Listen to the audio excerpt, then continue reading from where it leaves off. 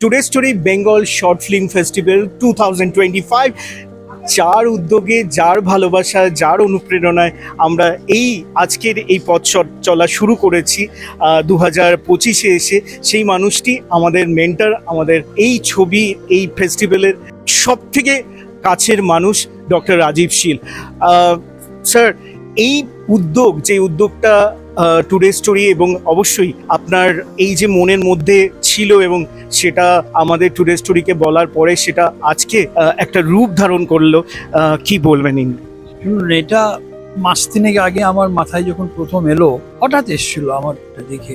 আমার তখন মাথায় যখন প্রথম এলো, তখন আমি ভাবলাম যে এরকম একটা উদ্যোগ যদি নিতে পারি। সবাই তো সবকিছু করছে, আর্টিস্ট হচ্ছে, ডিরেকশন হচ্ছে, বড় বড় ডিরেক্টরদের আমরা চিনি, আমরা ফিল্ম আর্টিস্টদেরকে চিনি, কিন্তু যাদের একটু পিছিয়ে আছে, যারা নতুন ছবি করছে, শর্ট ফিল্ম করছে, কিন্তু তাদেরকে কিছুটা হেল্প করা, তাদেরকে একটা বেস দেওয়া, সেই জায়গাটাতে আমি চেষ্টা করছি যে তাদেরকে মানুষের সামনে নিয়ে আসতে। সত্যজিৎ রায় ফিল্ম ইনস্টিটিউটে যে আমরা করছি, তাদের তো কোনোদিন ভাবনা মাথায় ছিল না যে তারা তাদের ছবি এইরকম জায়গায় একটা দেখাতে পারে।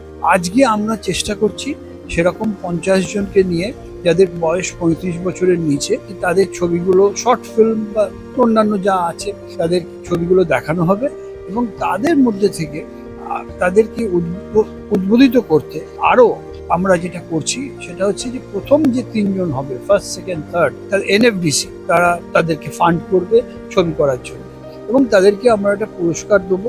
এবং সেই পুরস্কারটা খুব বিখ্যাত মানুষ তাদের নামে, দেবকী কুমার বাসু এবং দেব কুমার বাসু অ্যান্ড বাঞ্ছারা বলতে আমরা মিস্টার মনোজ মিত্র, তাদের নাম করে আমরা একটা গিফট তাদেরকে আমরা দেবো, অ্যাওয়ার্ড দেবো। তো আমার এটা আজকে সত্যি কথা বলতে, টুডে স্টোরিকে যখন প্রীতমকে আমি প্রথম এই কথাটা বলি, যখন বলি যে এরকম আমার একটা খুব ইচ্ছে যে এরকম একটা করবো, লুপে নেয়। এবং শুধু তাই না, আমি তারপরে যত প্রসেনজিৎ চ্যাটার্জি, অপর্ণা সেন, সোহাগ সেন, ঋতুপর্ণা সেনগুপ্ত, সব আর্টিস্ট থেকে যখনই বলেছি আমি, এবং কৌশিক গাঙ্গুলি, অন্যান্য যেসব ডিরেক্টররা আছেন, তারা লুপে নিয়েছে, বলেছে দাদা এরকম একটা যদি হয় তাহলে আমাদের বাংলা ফিল্মে এটা প্রথম, এটা আমরা চেষ্টা করতে পারি। এবং খুব উৎসাহিত, খুব উৎসাহিত, ওরাও প্রচন্ড হেল্প করছে আমাদের।